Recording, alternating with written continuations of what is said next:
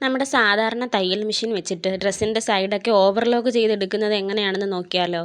അപ്പോൾ ഞാനിവിടെ ഈ ഒരു മെഷീനിലാണ് ചെയ്ത് കാണിക്കുന്നത്. ഇതിൽ ചെയ്ത് കാണിക്കാൻ പോകുന്ന അതേ രീതി ഉപയോഗിച്ചിട്ട് നിങ്ങൾക്ക് നിങ്ങളുടെ കയ്യിലുള്ള ഏത് മെഷീൻസിലും നിങ്ങൾക്ക് ഓവർലോക്ക് ചെയ്തെടുക്കാനായിട്ട് പറ്റും. ഇതിൽ ഞാനിപ്പോൾ ഫങ്ഷൻസ് ഒന്നും ചേഞ്ച് ചെയ്ത് കൊടുത്തിട്ടില്ല. നോർമൽ സ്റ്റിച്ച് തന്നെയാണ് ഇട്ടിരിക്കുന്നത്.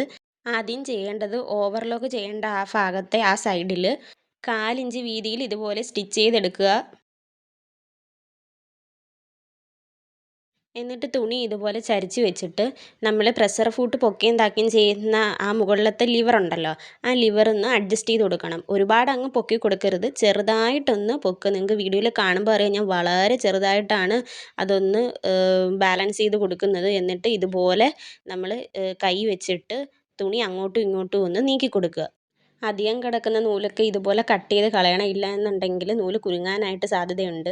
ഫൂട്ട് ഒരുപാട് മുകളിലോട്ട് പൊക്കിക്കഴിഞ്ഞാൽ അടിനൂല് കുരുങ്ങും. അതുകൊണ്ട് വളരെ ചെറുതായിട്ട് മാത്രം ഒന്ന് ബാലൻസ് ചെയ്ത് പൊക്കി കൊടുത്താൽ മതി. എന്നിട്ട് ഇതുപോലെ കൈ വെച്ചിട്ട് ഇതുപോലെ ഒന്ന് അഡ്ജസ്റ്റ് ചെയ്ത് കൊടുത്തു കഴിഞ്ഞാൽ നമുക്ക് ഓവർലോക്ക് പോലെ സ്റ്റിച്ച് ചെയ്തെടുക്കാം.